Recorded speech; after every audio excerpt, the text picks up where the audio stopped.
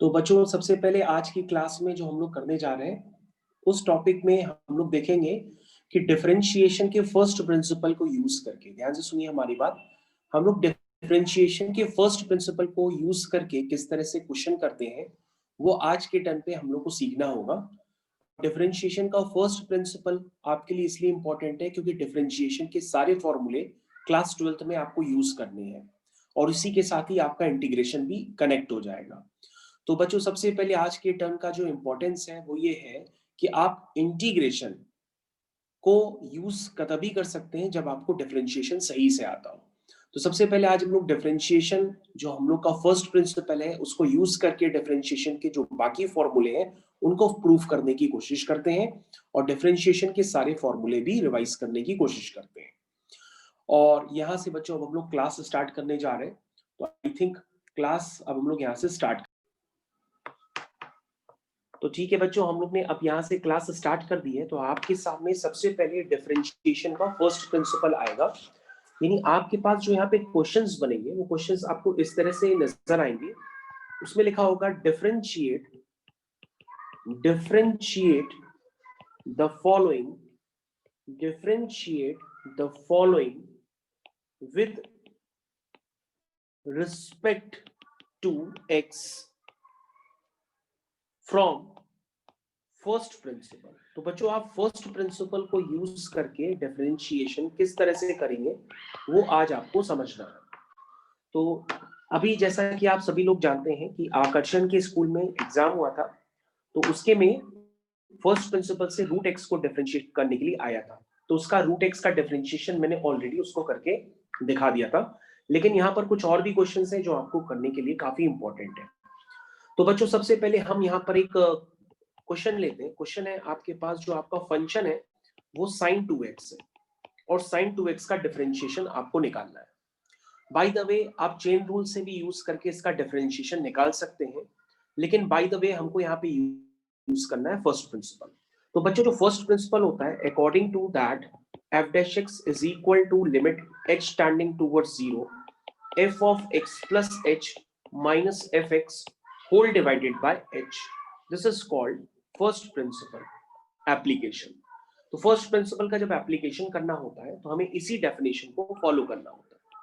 तो बच्चों अगर आपका fx sin 2x है तो आपका f of x plus h होगा वो होगा sin of 2 times x plus h, यानी जहां जहां x है उसको आप x plus h से रिप्लेस कर देंगे। तो बच्चों आपका ये फंक्शन बन जाएगा 2x plus 2h। और बच्चों जब आप इसको अप्लाई करेंगे तो ये बन जाएगा limit h tending towards 0 f of x plus h, उसकी वैल्यू आपको बच्चों पता है, this is sin of 2x plus 2h minus fx की वैल्यू sin 2x है, उसको मैंने पुट कर दिया होल डिवाइडेड बाय h। तो आई थिंक बच्चों आपको ये f dash x वाला स्टेप सारे क्लियर होंगे। This is equal to f dash x। अब आपको उस लिमिट को सॉल्व करना होगा। तो बच्चों सभी जानते हैं कि sin c minus sin d क्या होता है, आप उसको आराम से लगा सकते हैं। This is 2 cos c plus d, तो this is c plus d divide by 2 and sin c minus d divide by 2। तो this is the application of trigonometry. तो आपने ट्रिग्नोमेट्री का किस तरह से एप्लीकेशन किया ये फॉर्मूले आपको ऑलरेडी मैं काफी बार बता चुका हूं। तो this is limit h tending towards 0, this is 2 cos। तो बच्चों अगर आप ध्यान से देखेंगे तो ये 2x plus 2x हो जाएगा 4x and 4x plus 2h by 2 ये बन जाएगा। तो बच्चों 4x को जब हम 2x से डिवाइड करेंगे, अगर आप इसको ध्यान से देखिए तो 4x को जब हम 2 से डिवाइड करेंगे तो ये 2x बन जाएगा और 2h को जब 2 से डिवाइड करेंगे तो ये h लिखेगा। उसके साथ ही बच्चों ये साइन के साथ अंदर जो है 2x कैंसिल हो गया और 2h by 2 करेंगे तो आपके साथ पास जो आएगा वो सिर्फ h ही बचेगा। तो बच्चों यहां तक के सारे स्टेप्स आपको होपफुली क्लियर हो गए होंगे। अब आप आगे देखिए कि इस क्वेश्चन में एप्लीकेशन कैसे हो रहा है लिमिट्स का। तो बच्चों ये आपको स्टैंडर्ड ऑलरेडी मैं बता चुका हूं काफी बार, और ये स्टैंडर्ड आपकी स्क्रीन पे मैं रोटेट भी कर रहा हूं। This is sin x upon x, और sin x upon x का जो फॉर्म होता है वो ऑलरेडी 1 होता है। तो बच्चों हम लोग यहाँ पर क्या करेंगे, हम लोग इस फॉर्म को लगाने की कोशिश करेंगे और अपने स्टेप्स कंटिन्यू करेंगे। तो this is limit h tending towards 0, this is 2 cos 2x plus h into limit h tending towards 0 sin h upon h। ये आ गया बच्चों। तो बच्चों इस तरह से आपका f dash x निकल के आ गया है। तो ये आएगा 2 cos 2x और आगे वो जो है वो क्वांटिटी आपकी 1 हो जाएगी। तो बच्चों आपका आंसर आ गया 2 cos 2x। तो होपफुली सभी बच्चों को ये डिफरेंशिएशन sin 2x का काफी अच्छे से क्लियर हो गया होगा और आप sin 2x का डिफरेंशिएशन अच्छे से करना जान गए होंगे। तो बच्चों इसी के साथ ही हम लोग अगले क्वेश्चन की तरफ बढ़ते हैं। ये तो sin 2x का डिफरेंशिएशन था यूजिंग फर्स्ट प्रिंसिपल से। अब बच्चों हम लोग नेक्स्ट क्वेश्चन करते हैं। This is the function of sine square x. तो बच्चों आपके पास अगला फंक्शन है साइन स्क्वायर एक्स। अगर आप चाहें तो उसको भी आप चेन रूल से कर सकते हैं, लेकिन आपको चेन रूल से नहीं करना है। आपको ये जो डिफरेंशिएशन है ये बच्चों आपको फर्स्ट प्रिंसिपल से करना है। तो फर्स्ट प्रिंसिपल से सबसे पहले करने के लिए आप क्या करेंगे, यहाँ पर f of x plus H लिख लेंगे। तो ये हो जाएगा sine square x plus H. उसके बाद लिखेंगे using first principle we defined as f dash x is equal to limit h tending towards 0 f of x plus H minus fx whole divided by h। तो बच्चों ये first principle का formation मैंने कर दिया है। अब बच्चों यही स्टेप्स में कंटिन्यू करता चला जाऊंगा। सबसे पहले यहाँ वैल्यूज पुट करूंगा। तो this is sine square x plus H minus sine square x whole divided by h. तो this is the other application of first principle sine square x. आप उसका क्वेश्चन कर रहे हैं। अब बच्चों मैंने आपको ऑलरेडी बता रखा है this is sine square a minus sine square b. तो बच्चों अगर आपको नहीं पता है तो मैं आपको अलग से लिख देता हूं कि sine square a minus sine square b मैंने आपको ऑलरेडी बता रखा है। This is sine a plus b into sine a minus b. आप इसको यूज कर सकते हैं। तो ये बच्चों आपको पता होगा ऑलरेडी। अगर आप इसको यहाँ पर यूज करेंगे तो ये बन जाएगा साइन ए प्लस बी। तो this is sign x plus x into sine x plus H minus x. तो सभी बच्चों को ये पार्ट बिल्कुल अच्छे तरह से क्लियर हो गया होगा। This is the application of sine square a minus sine square b. तो बच्चों अगर हम इसके आगे देखेंगे तो ये साइन के अंदर बन जाएगा 2x plus h into sine h whole divided by h. तो बच्चों ये h मैंने इस वाले साइन h को दे दिया है। ये देखिए मैंने h जो है इस वाले साइन h को दे दिया है। अब बच्चों अगर h आपका 0 की तरफ टेंड करेगा तो आपको ये बात क्लियर हो गई होगी कि इसका किस तरह से आंसर निकलने वाला है। तो सभी बच्चों को ये बात काफी अच्छे से क्लियर हो गई होगी कि इसका आंसर क्या आ गया है। क्योंकि जैसे ही h 0 की तरफ टेंड करेगा तो आपके पास सिर्फ बचेगा साइन 2x। तो साइन स्क्वायर x का डिफरेंशिएशन होता है साइन 2x। तो सभी बच्चों को ये बात क्लियर हो गई होगी।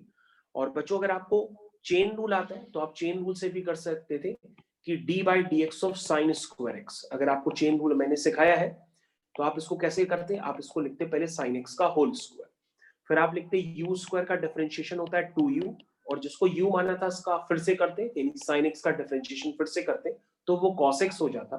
और 2 sin x cos x जो आपको पता है कि sin 2x होता है, इसलिए जब आप sin स्क्वायर x को यूजिंग फर्स्ट प्रिंसिपल करेंगे तो उसका आंसर आता है sin 2x। तो आई थिंक आपको चेन रूल भी क्लियर होगा और यूजिंग फर्स्ट प्रिंसिपल से वो भी आपको स्टेप क्लियर होगा। तो बच्चों इस तरह से आप चेन रूल से भी कर सकते हैं और फर्स्ट प्रिंसिपल से भी कर सकते हैं। जब आपसे एग्जाम में फर्स्ट प्रिंसिपल से कहा जाएगा तो आप फर्स्ट प्रिंसिपल से करेंगे, और नहीं कहा जाएगा तो आप चेन रूल से करेंगे। तो बच्चों जब आप क्लास 12th में आएंगे तो आपको सारे क्वेश्चन मोस्टली चेन रूल से ही करने होते हैं। तो चेन रूल आपको 100% पता होगा, नहीं पता है तो आप अपने प्रीवियस क्लास के वीडियोस जा करके अपने नोट्स जा करके रिवाइज कर सकते हैं। अब बच्चों हम लोग अगले क्वेश्चन की तरफ चलते हैं। The next question on your screen, the question is, आपके पास नेक्स्ट क्वेश्चन है बच्चों, आपके पास है fx is equal to square root of sine x. This is the next question. अब आपको बच्चों इसको फर्स्ट प्रिंसिपल को यूज करके करना है। अब आप कितना जल्दी कर पाते हैं, क्या आपकी सोच है, ये आप पे डिपेंड करता है। तो सबसे पहले बच्चों कुछ बातें हैं वो मैं इस स्क्रीन पे एज इट इज लिख देता हूं। अगर आपको fx पता है तो आप f of x plus h लिख सकते हो, क्योंकि इसमें तो कुछ नंबर आपके फिक्स है। क्योंकि इतना पार्ट आप लिख दोगे तो आपको कुछ ना कुछ तो नंबर मिल ही जाएंगे, और दैट मींस यहां से f डैश x लिखेंगे limit h tending towards 0 f of x plus h minus fx whole divided by h। इतना बच्चों अगर आप लिख देंगे तो आपको 1 नंबर इस बात के मिल जाते हैं फर्स्ट प्रिंसिपल को अप्लाई करने से पहले। अब बच्चों फर्स्ट प्रिंसिपल हम साइन स्क्वायर एक्स पे जब अप्लाई करेंगे तो आपका आएगा f dash x is equal to limit h tending towards 0, क्या आएगा root of sine f of x plus h, f of x plus h की वैल्यू ये है, माइनस एफ एक्स, ये बच्चों एफ एक्स की वैल्यू है, होल डिवाइडेड बाय एच। तो बच्चों ये आपके सामने निकल करके आ गया। तो बच्चों ये हो गया लिमिट एच टेंडिंग टुवर्ड्स 0। अब बच्चों आप इसको क्या करोगे, इसको रैशनलाइज करोगे, तो आप इसको रैशनलाइज कर लो। This is sine of x plus H minus root of sine x whole divided by h, whole divided by h. ठीक है। अब बच्चों आप ध्यान से देखिए, अब आपको इस तरह के क्वेश्चन लिमिट्स में सिखाए गए हैं कि इस तरह के क्वेश्चंस कभी भी आते हैं तो सबसे पहले आप उसको क्या करते हैं, रैशनलाइज करते हैं। सबसे पहले आप उसको क्या करते हैं, रैशनलाइज करते हैं। तो देखिए बच्चों मैं इसको रैशनलाइज कर रहा हूं। रैशनलाइज करने के लिए जो न्यूमरेटर है उसके कॉन्जुगेट से मैंने मल्टीप्लाई और डिवाइड किया। तो इस तरह से आप समझ सकते हैं। तो बच्चों ये बन गया question limit h tending towards 0 a minus b a plus b. तो ये बच्चों बन जाएगा a square minus b square, यानी आपके पास ये फॉर्म निकल करके आएगा, होल डिवाइडेड बाय आपके पास जो फॉर्म आ रहा है वो हो रहा है h times, whole divided by आपके पास जो फॉर्म आ रहा है वो आ रहा है h times, this is h times, this is root of sine of x plus h plus root of sine x bracket. अब बच्चों आपको करना कुछ नहीं है, आपके लिए क्वेश्चन बेहद आसान हो गया है। यहां से आपको 100% समझ में आ रहा होगा कि ऊपर sine c minus sine d का फॉर्मूला लगेगा। This is 2 cos c plus d by 2 sine c minus d by 2। तो बच्चों ये आपका फॉर्मूला यहां पे लग करके तैयार हो गया, whole divided by h times root of sine of x plus h plus root of sine x bracket close. I think आपको यहां तक क्लियर हो गया होगा पूरा। अब बच्चों इसको जब आप आगे करेंगे तो this is limit h tending towards 0, this is 2 cos x plus x 2x यानी कि x plus h by 2 into sine h by 2। और बच्चों ये जो है आपके पास स्क्वायर रूट में उसको पहले लिख दीजिए, this is sine of x plus h plus root of sine x, ये आ गया, और ब्रैकेट आपके पास एक h अलग से था, आपने 2 से मल्टीप्लाई 2 से डिवाइड किया। क्यों किया, ताकि आप ये फॉर्म को एडजस्ट कर पाए। कौन सा फॉर्म, जो मैं आपकी स्क्रीन पे बना रहा हूं, this is sine x upon x वाला फॉर्म, ये आपका बन करके तैयार हो गया। जैसे ही तैयार हो गया बच्चों तो अब आप इसमें लिमिट अप्लाई कर दीजिए। इसका मतलब जहां जहां h है उसकी जगह 0 प्लेस कर दीजिए। जैसे ही बच्चों आप 0 प्लेस करेंगे तो आपके पास आ जाएगा दिस इज 2 cos x, और नीचे 0 पर प्लेस करेंगे तो this is root sine x plus root sine x, root sine x plus root sine x, that means 2 root sine x. तो this is 2 root sine x, और नीचे बच्चों 2 भी है, जो नीचे वाला 2 जो है वो ऊपर वाले 2 से कैंसिल हो जाएगा, तो that means this is cos x upon 2 times root sine x. This is the answer. तो आई थिंक बच्चों आपको फर्स्ट प्रिंसिपल काफी अच्छे से अप्लाई करना 100% आ गया होगा कि फर्स्ट प्रिंसिपल को किस तरह से अप्लाई करना है, नहीं करना है, क्या उसकी टेक्निक्स है, कैसे उसको अप्लाई कर रहे हैं, ये सारी बातें बच्चों आपको काफी अच्छे से समझ में आ गई होंगी। तो this is a application of first principal, इसको हम लोग फर्स्ट प्रिंसिपल का एप्लीकेशन कहते हैं। तो बच्चों हम लोग अगले क्वेश्चन की तरफ बढ़ते हैं। अगला क्वेश्चन है बच्चों फर्स्ट प्रिंसिपल के साथ ही उसको हम लोग करेंगे। तो अगले क्वेश्चन के लिए आप सभी लोग रेडी हो सकते हैं। तो पहले जो हमने पार्ट कराया है उसमें अगर कोई कंफ्यूजन है तो आप अभी भी हमसे आराम से पूछ सकते हैं, क्योंकि अगला क्वेश्चन हम लोग करने जा रहे हैं, this is the application of log sign x. तो सभी बच्चे लॉग साइन एक्स का करेंगे एप्लीकेशन यूजिंग फर्स्ट प्रिंसिपल से। तो बच्चों अगर आप लॉग साइन एक्स को आपने कभी नहीं देखा तो मैं आपको बता देता हूं, लॉग साइन एक्स को डिफरेंशिएट करना काफी आसान होता है। तो अगर आप कभी नहीं देखा आपने तो चेन रूल से मैं एक बार आपको बता देता हूं। अगर आपके पास बच्चों लॉग साइन एक्स दिया हुआ है तो अगर आप इसको चेन रूल से करना चाहें तो चेन रूल से आप क्या करेंगे, सबसे पहले साइन एक्स को यू मान लेंगे। तो ये बच्चों बन जाएगा y is equal to log u. उसके बाद बच्चों जब आप इसको डिफरेंशिएट करेंगे बोथ साइड तो ये हो जाएगा dy by dx is equal to d by dx of log u. उसके बाद बच्चों इस स्टेप में चेन रूल लगता है, यानी u के फंक्शन को डिफरेंशिएट करने के लिए हम du से मल्टीप्लाई और डिवाइड करते हैं। तो देखिए बच्चों मैंने किस तरह से du से मल्टीप्लाई डिवाइड किया है। अब log u का डिफरेंशिएशन बच्चों बन जाएगा 1 upon u, this is log u का 1 अपॉन u के रिस्पेक्ट में, और into d by dx of u बच्चों आपका sin x है। इसका मतलब this is the answer 1 by u is sin x into d by dx of sin x का डिफरेंशिएशन होता है cos x। दैट मींस बच्चों आपका जो आंसर निकल करके आएगा वो cot x आएगा। तो बच्चों अब आपको y is equal to log sin x को डिफरेंशिएट करना है, लेकिन फर्स्ट प्रिंसिपल से करना है। अभी आपने इसको चेन रूल से डिफरेंशिएट किया है। जब आपने इसको चेन रूल से डिफरेंशिएट किया तो log sin x का डिफरेंशिएशन निकल करके आया है cot x। तो बच्चों हम लोग इसको आगे कंटिन्यू करते हैं और देखते हैं log sin x का डिफरेंशिएशन यूजिंग फर्स्ट प्रिंसिपल हम कैसे करते हैं। This is the important one question. तो बच्चों इस क्वेश्चन को करने से पहले सबसे पहले आप लिखिए fx is equal to log of sin x, और नेक्स्ट बन जाएगा f of x plus h is equal to log of sin x plus h। तो यहां तक मेरे हिसाब से सभी बच्चों को बात क्लियर है अच्छी तरीके से। अब हम लोग फर्स्ट प्रिंसिपल को यूज करेंगे, तो लिखेंगे f dash x is equal to limit h tending towards 0 f of x plus h minus fx whole divided by h। तो आई थिंक यहां तक के सारे स्टेप्स आपको काफी बेहतर तरीके से क्लियर होंगे। अब बच्चों हम लोग इसके आगे लिखते हैं f dash x is equal to limit h tending towards 0। हम लोग यहाँ वैल्यूज पुट करते हैं f of x plus h की, वो वैल्यू है बच्चों log sin x plus h minus fx की वैल्यू है बच्चों log ऑफ sin x। अब हम इसको डिवाइड करते हैं होल डिवाइडेड बाय h।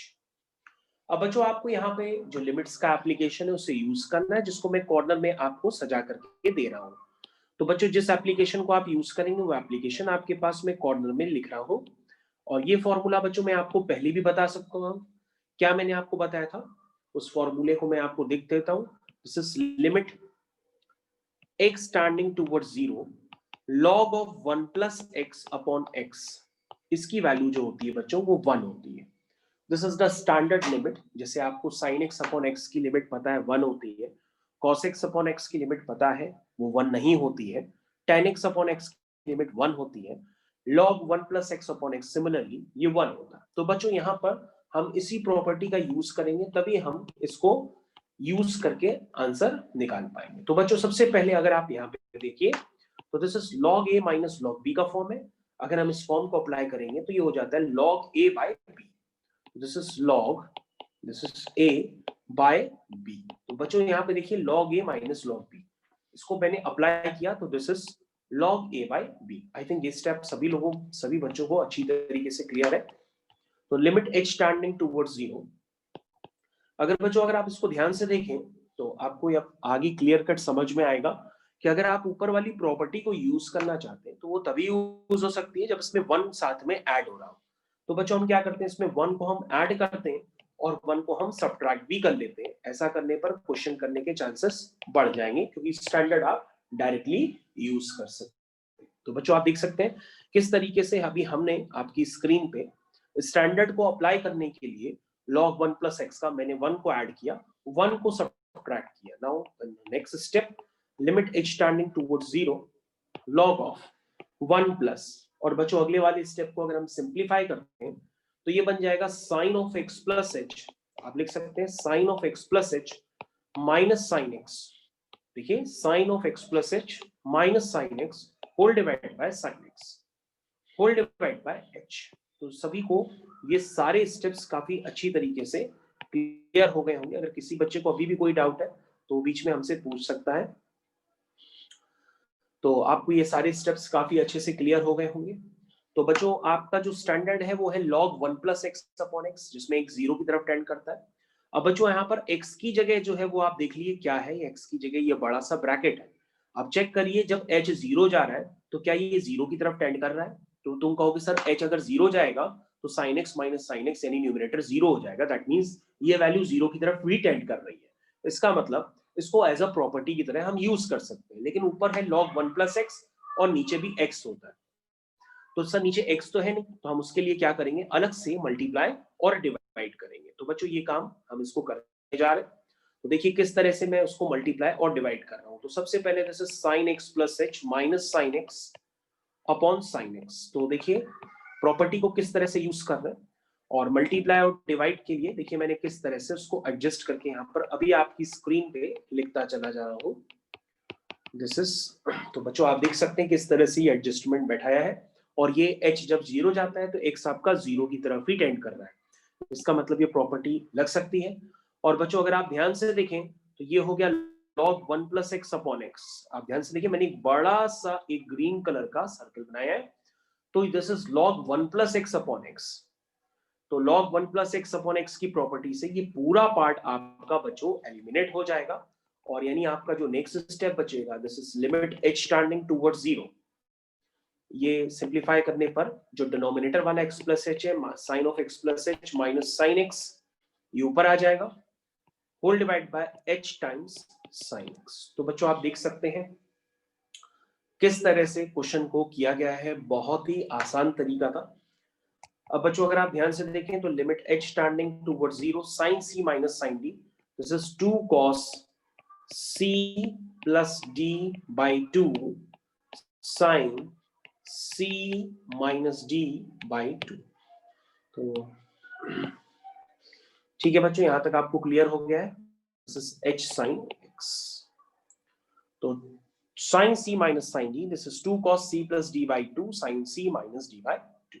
ठीक, अब बच्चों अगर आप ध्यान से देखें तो limit h tending towards zero, इसको आप बच्चों सिंप्लीफाई कर सकते हैं अपने हिसाब से, आप इसको सिंप्लीफाई कर लीजिए। तो ये बन जाएगा 2 cos x plus x 2x, यानी कि x plus h by 2 into sine h by 2, और नीचे बच्चों ये वाला h इसको दे दीजिए, और साइन x तो है ही आपका, और लिमिट अप्लाई कर दीजिए, आपका आंसर बच्चों आ गया।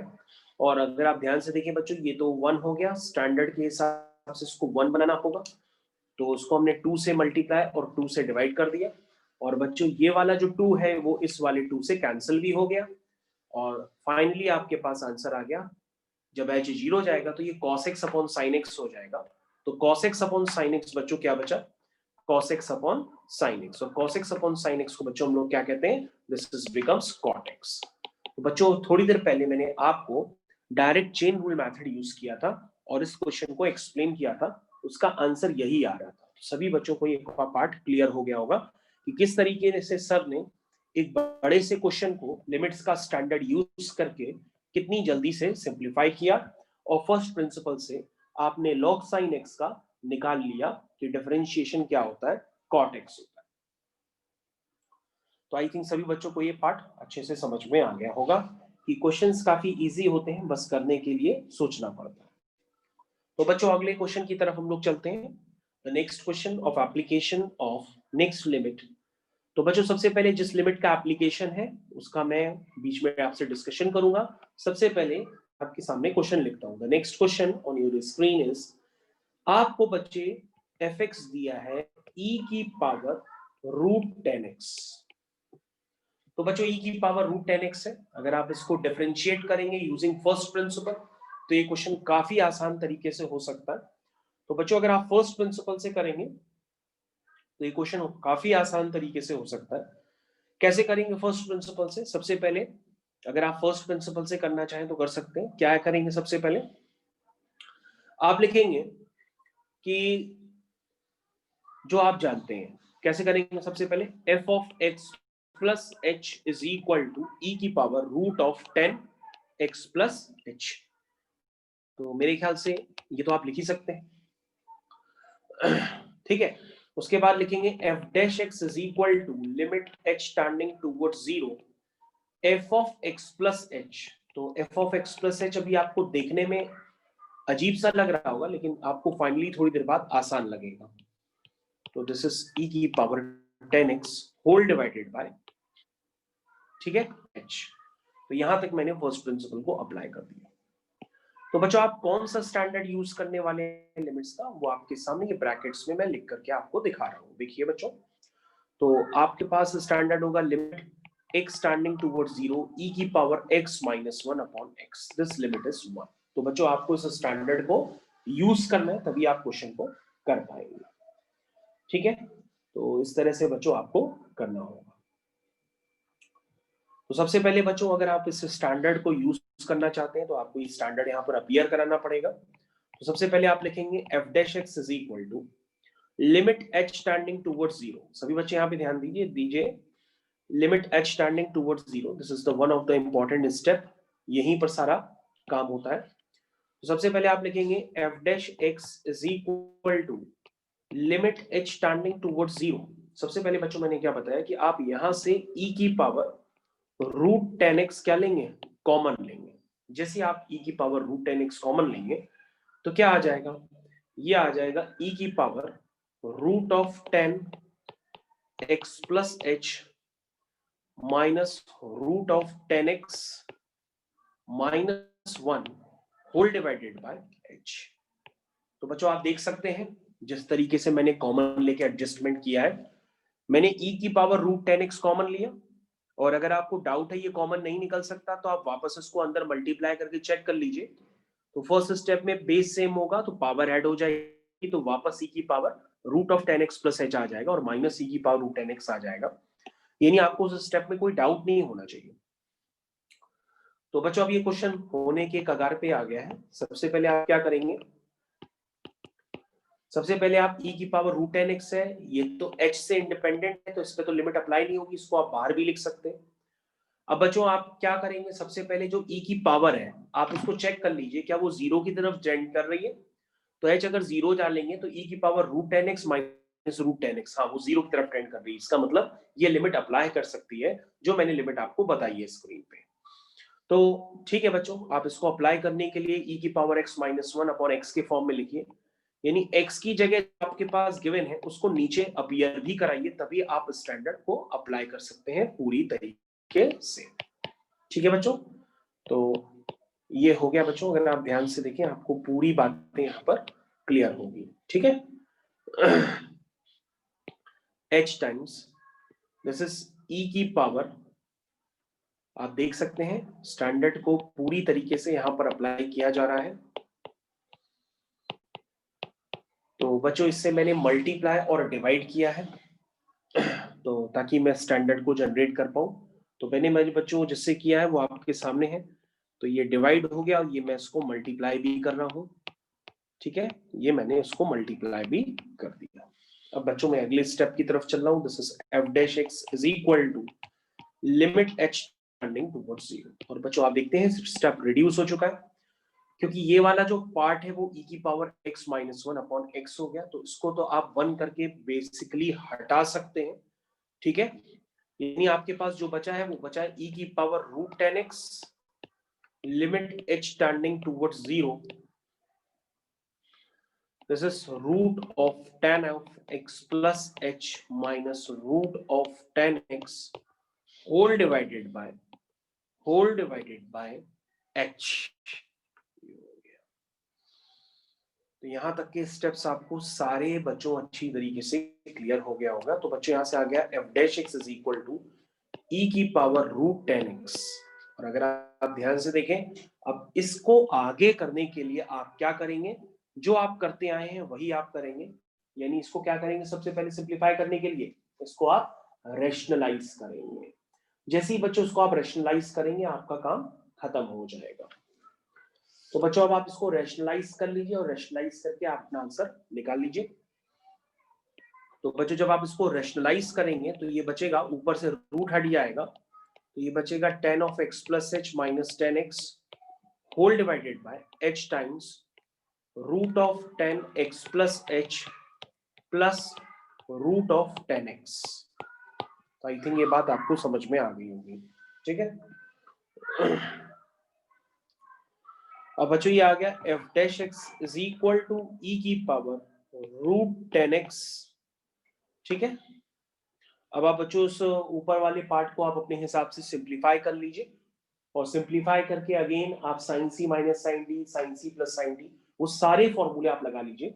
जब आप लगाएंगे तो ये निकल के आएगा sec square x whole divided by 2 times root 10x। तो ये बच्चों आपने फर्स्ट प्रिंसिपल से इसको सिंप्लीफाई कर लिया। और अगर आप चेन रूल से करना चाहें तो आप इस क्वेश्चन को चेन रूल से भी कर सकते थे, लेकिन चेन रूल आपको क्लास 12th में क्वेश्चन दिए जाएंगे। तो चेन रूल से अगर आप करते तो सबसे पहले आप इसको क्या लिखते, जिसको डिफरेंशिएट करना होता है इसको हम y मान लेते। तो जो बच्चों रूट 10x है, उस रूट 10x को आप अपने मन में क्या मान लेते, u मान लेते। क्या मान लेते, u।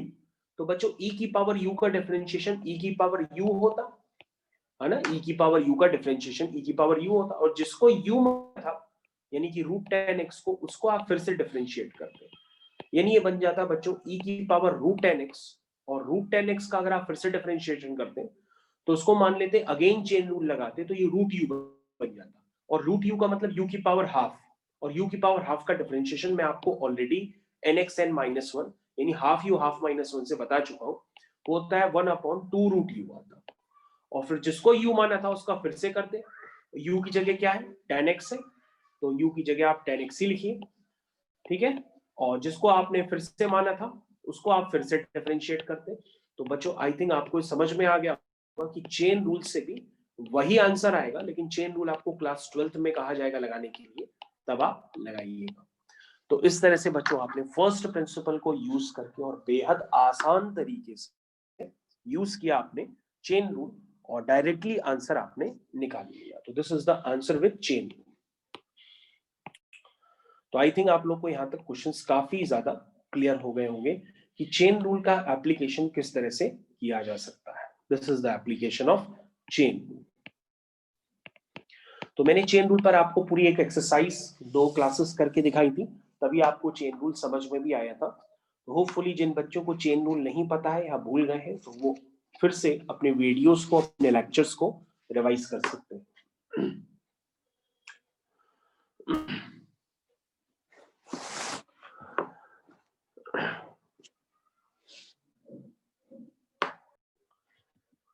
तो बच्चों आपकी स्क्रीन पे अब जो क्वेश्चन गिवन है ये एक डिफरेंशिएशन का क्वेश्चन है। इसको रिव्यू करना है डिफरेंशिएशन को, लेकिन इसको करना है यूजिंग क्वोशिएंट रूल। तो आपके पास बच्चों 2 अल्टरनेटिव्स हैं, या तो आप इसको डायरेक्ट क्वोशिएंट रूल लगा के कर सकते हैं, और यदि आपको क्वोशिएंट पता नहीं है तो आप इसको सिंप्लीफाई करके भी कर सकते हैं, यानी कि 10x को sin x upon cos x, cot x cos x upon sin x, इस तरह से लिख करके।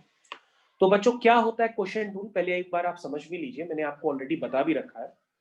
क्वोशिएंट रूल होता है कि d by d x of f x upon g x, अगर दो फंक्शंस का डिवीजन होता है तो ये ऐसे काम करता है, नीचे वाला function into D by d x of ऊपर वाला फंक्शन माइनस ऊपर वाला function into D by d x of नीचे वाला फंक्शन होल डिवाइड बाय नीचे वाले फंक्शन का स्क्वायर। इसको हम लोग कहते हैं डिवीजन रूल ऑफ डिफरेंशिएशन, या जिसको हम क्वोशिएंट रूल के नाम से जानते हैं। एक तो आप इसका इसमें भी एप्लीकेशन करके डायरेक्टली कर सकते हैं, लेकिन आप इसको शायद सिंप्लीफाई करिए, ये सिंप्लीफाई भी हो सकता है। तो this is sin x upon cos x plus cos x upon sin x। तो बच्चों अगर आप न्यूमिनेटर को पहले आप सिंप्लीफाई करेंगे तो ये आएगा sin x into cos x, cos x यहाँ cos x यहाँ, तो ऊपर sin square x plus cos square x आ जाएगा। तो बच्चों ये कुछ नहीं है, ये 1 upon sin x into cos x और कुछ भी नहीं है। उसी तरीके से बच्चों जो आपका जो डिनोमिनेटर है वो है 10x माइनस cot x। तो बच्चों अगर आप 10x को लिखेंगे तो 10x आपका है वो है sin x upon cos x। तो पहले आप 10x को लिखिए, वैसे sin x upon cos x, और cot x को लिखिए cos x upon sin x। अब आप इसको फिर से सिंप्लीफाई करिए, जब आप सिंप्लीफाई करेंगे तो आप पाएंगे this becomes sin x into cos x। तो cos x से cos x गया, ये sin स्क्वायर x माइनस ये हो गया cos स्क्वायर x, ये हो गया, ठीक है। और बच्चों अगर आप थोड़ी सी ट्रिग्नोमेट्री जानते होंगे तो क्वेश्चन और आसान हो जाएगा। इसमें से आप माइनस कॉमन ले लीजिए, तो ये बन जाएगा cos square x minus sin square x whole divided by sin x into cos x। और बच्चों cos square x minus sin square x मैंने आपको फॉर्मूला बता रखा है, ये cos 2x का फॉर्मूला होता है, ये फॉर्मूला cos 2x का होता है। इसका मतलब जो बच्चों आपका ओवरऑल फंक्शन है वो बहुत ही आसान है। तो 10x प्लस cot x की वैल्यू क्या है, 10x की प्लस cot x की वैल्यू है this is 1 upon sine x into cos x, ठीक है। ये है ऊपर वाले की वैल्यू, और नीचे वाले की वैल्यू है minus cos 2x whole divided by sine x into cos x, ये वैल्यू है। तो बच्चों अगर आप ध्यान देंगे तो साइन एक्स कॉस एक्स तो कैंसिल हो गया, आपके पास जो बचा है फंक्शन वो 1 अपॉन माइनस कॉस 2x, यानी कि माइनस, इसको आप सेक 2x भी लिख सकते हैं क्योंकि 1 upon cos theta sec theta होता है। अब आप बच्चों इसको अगर आप डिफरेंशिएट करना चाहें तो आप इसको डिफरेंशिएट कर सकते हैं, इसका डिफरेंशिएशन होगा, चेन रूल से कर लीजिए। तो बच्चों सेक यू का डिफरेंशिएशन होगा सेक यू टेन यू, यानी कि सेक 2x इंटू टेन 2x, और 2x का फिर से डिफरेंशिएशन करेंगे तो 2x का डिफरेंशिएशन बच्चों आपका 2 निकल करके आएगा। तो ऋषि बेटा आपका जो क्वेश्चन है ये जो आपके एग्जाम में आया है उसका सॉल्यूशन कुछ इस तरह से आपका आना चाहिए। तो दिस इज द सॉल्यूशन, ऐसे कर सकते हैं आप इसको। और इसका अगर आपको ऑल्टरनेट मेथड लगाना है तो वो भी आप लगा करके सोच सकते हैं, तो मैं आपको ऑल्टरनेट मेथड भी आपको करके दे देता हूँ। तो जो बच्चों ऑल्टरनेट मेथड है उसको भी आप समझ लीजिए। आप लिखेंगे d by d x of, आपका फंक्शन है tan x plus cot x, tan x minus cot x, so this is tan x plus cot x whole divided by tan x minus cot x। तो बच्चों अगर आप इसको करना चाहें तो उसको भी कर सकते हैं। कैसे करेंगे? सबसे पहले लिखेंगे बच्चों आप नीचे वाला फंक्शन यानी कि tan x minus cot x into differentiation of ऊपर वाला फंक्शन यानी कि tan x plus cot x minus ऊपर वाला फंक्शन यानी कि tan x plus cot x, tan x plus cot x, ठीक है, ऊपर वाला फंक्शन इनटू डिफरेंशिएशन ऑफ नीचे वाला फंक्शन यानी कि tan x minus cot x, ठीक है, होल डिवाइड बाय नीचे वाले का स्क्वायर, होल डिवाइड बाय नीचे वाले का स्क्वायर। अगर आप इस तरह से करेंगे तो क्वेश्चन तो होगा लेकिन समय बहुत लगेगा, काफी बड़ा फैल करके बन गया, ये सिंप्लीफाई करने में भी तकलीफ होगी। तो आप क्या लिखेंगे? सबसे पहले tan x minus cot x को एज इट इज लिख देंगे और ब्रैकेट में जाएंगे, लिखेंगे tan x का डिफरेंशिएशन वो sec स्क्वायर x होता है, d by d x of cot x होता है माइनस cosec स्क्वायर x, ठीक है, और फिर tan x plus cot x as it is लिखा रहेगा और ब्रैकेट में tan x का हो जाएगा डिफरेंशिएशन sec स्क्वायर x और cot x का हो जाएगा माइनस cosec स्क्वायर x, तो माइनस माइनस प्लस हो जाएगा। तो इस तरीके से ये आपका आंसर बन रहा है और होल डिवाइडेड बाय आपका आएगा tan x minus cot x का होल स्क्वायर। तो ये बिना सिंप्लीफाइड फॉर्म के है, अगर आप इसको यहाँ पे छोड़ देंगे तो ये भी आंसर माना जाएगा, ये भी सही है, और अगर आप इस तरह से करेंगे तो ये तरीका बेस्ट था, ये भी आंसर माना जाएगा। तो इसके दो पॉसिबल मेथड है, आप इस तरह से इस क्वेश्चन को कर सकते हैं। ये दून इंटरनेशनल स्कूल का क्वेश्चन पेपर है, उसी का ही सॉल्यूशन है। तो सभी बच्चों को ये पार्ट क्लियर हो गया होगा। फ्लोर फंक्शन नो बेटा, एनसीईआरटी में कहीं भी फ्लोर फंक्शन नहीं लिखा हुआ है, तो आपको उसमें घबराने की जरूरत नहीं है। तो सर तो मतलब आपका जो नेक्स्ट है, हाँ, तो आप उसको क्लेम कर सकते हैं, आप उनको बता सकते हैं कि सर आपने फ्लोर फंक्शन के बारे में बताया नहीं था। तो बेसिकली आपको ग्राफ बनाना है y is equal to integral part of x का। This is the question paper of Doon International School. तो इंटीग्रल पार्ट ऑफ x का ग्राफ बनाने के लिए मैंने आपको समझाया था it is the greatest integer less than और इक्वल टू x। और जिन बच्चों को ये डेफिनेशन समझ में नहीं आती वो क्या करते हैं, वो लिखते हैं कि जो बेसिकली x होता है वो दो तरीके से एग्जिस्ट करता है, उस x में उसका एक इंटीग्रल पार्ट भी होता है और उसका एक फ्रैक्शनल पार्ट भी होता है। दैट मीन्स अगर आपके पास 4.2 है तो उसमें 4 होगा और 0.2 होगा, समझ में आए? तो ये इसका मतलब होता है। तो कोई भी अगर x होता है तो उसमें दो पार्ट होते हैं, उसका इंटीजर पार्ट होता है और इसका डेसिमल यानी कि फ्रैक्शनल पार्ट होता है। तो अगर आप इंटीग्रल पार्ट ऑफ x का ग्राफ बनाना चाहते हैं तो आपके लिए बेहद आसान काम है। तो उसको बनाने के लिए आप क्या करिए, सबसे पहले इंटीग्रल पार्ट ऑफ x की वैल्यू जो है आप सोचिए क्या होगी, इंटीग्रल पार्ट ऑफ x की वैल्यू क्या सोचेंगे आप, कैसे लिखेंगे वो आपको सोचना होगा। तो सबसे पहले अगर आप इंटीग्रल पार्ट ऑफ x का ग्राफ बनाना चाहें तो उसको बनाने के लिए क्या करेंगे, एक नंबर लाइन आप पहले बना लीजिए। नंबर लाइन बनाते ही आपके लिए काफी सारा काम आसान हो जाएगा। This is 0 1 2 3 -1 -2 -3। अब आप बच्चों क्या करिए, वर्टिकल एक्सिस ड्रॉ करिए, यानी अपनी कोऑर्डिनेट एक्सिस जो होती है बेसिकली उसको ड्रॉ कर लीजिए और ड्रॉ करने के बाद उसमें ओरिजिन दिखा लीजिए। ओरिजिन दिखाने के बाद आप स्टार्ट कर लीजिए अपनी वर्किंग को। कैसे आपको वर्किंग मैंने आपको करना बताइए, उसको सोचिए 1 2 3 4 5 -1 -2 -3 -4 -5 1 2 3 4 5 -1 -2 -3 -4 -5। तो बच्चों अगर आप ध्यान से देखें, जब आपका x जो है वो 0 से 1 के बीच में लाई करता है तो उसका इंटीग्रल पार्ट 0 होता है। तो बेटा अगर आप उसकी डिफाइनिंग रिलेशनशिप लिखेंगे तो आप ऐसे लिखेंगे, जब x लाई करता है 0 से 1 के बीच में तो उसका इंटीग्रल पार्ट होता है 0।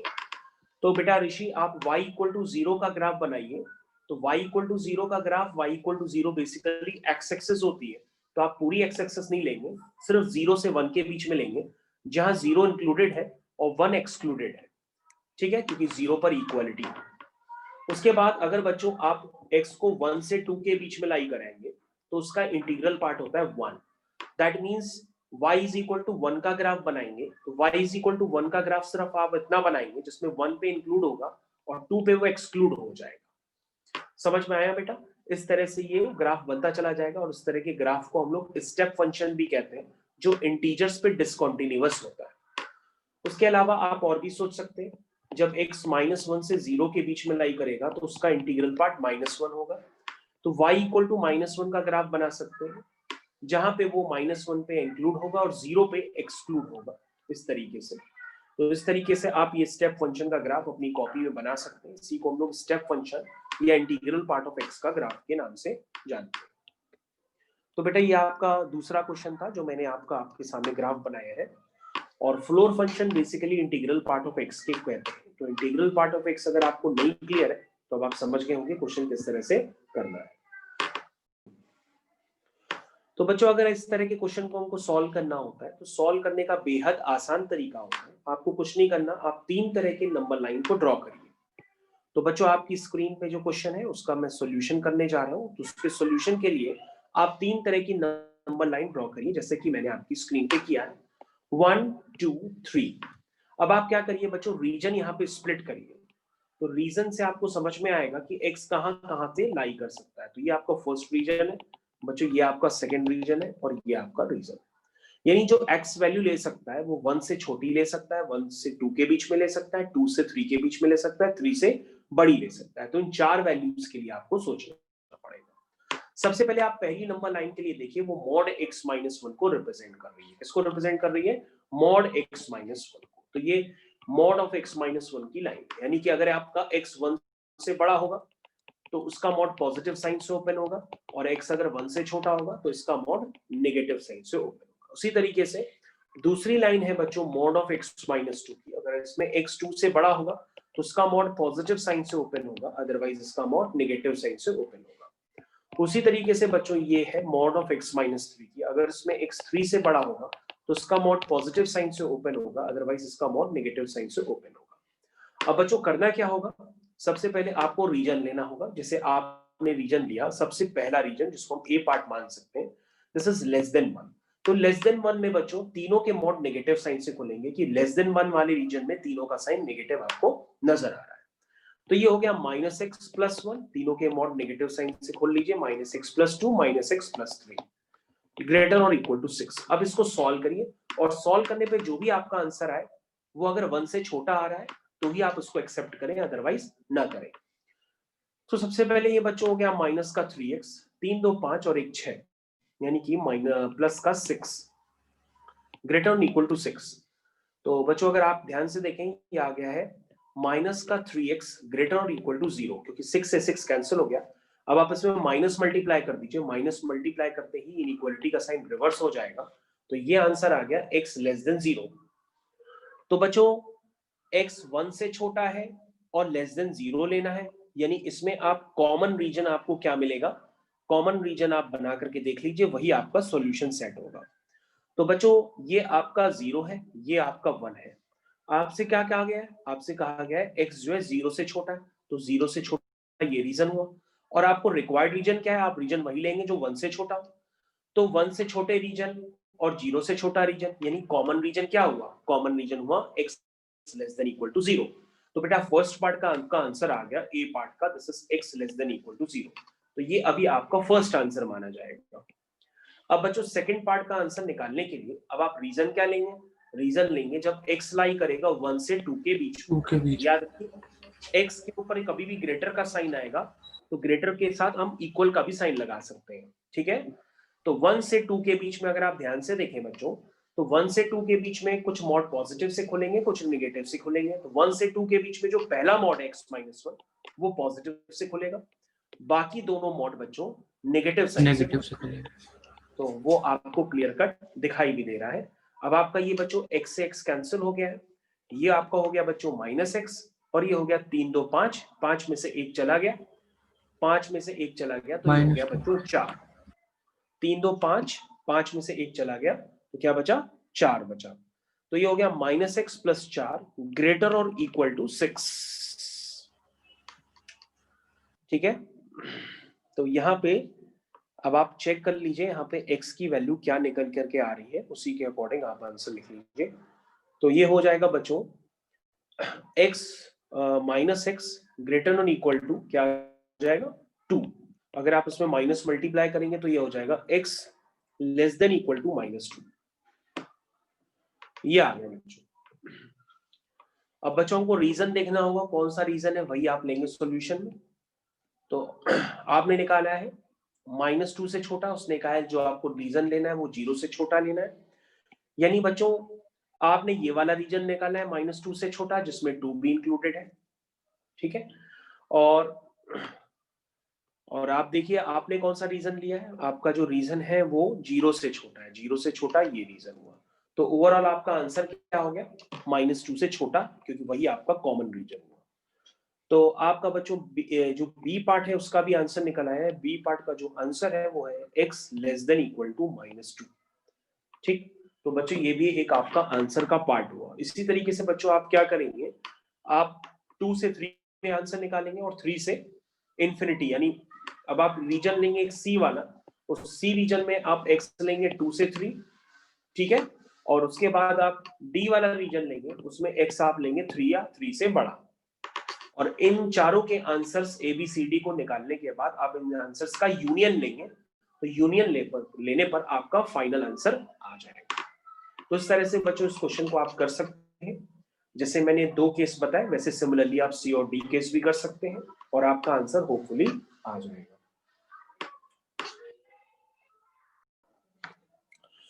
ओके बच्चों, तो ये अब हम लोग क्लास ओवर कर रहे हैं और क्लास ओवर करने के साथ साथ मैंने आपको काफी सारा फर्स्ट प्रिंसिपल में बताया है। उस फर्स्ट प्रिंसिपल को आप जरूर से जरूर अपनी कॉपी में सारे क्वेश्चंस दोबारा करिए और उनको रिव्यू करिए, क्योंकि फर्स्ट प्रिंसिपल काफी इंपॉर्टेंट है इसका एप्लीकेशन। और क्लास 12th में आप डायरेक्ट चेन रूल को यूज करेंगे। तो डिफरेंशिएशन काफी इंपॉर्टेंट पार्ट होता है क्लास 12th के लिए, तो आप इसको जरूर से प्रिपेयर किए।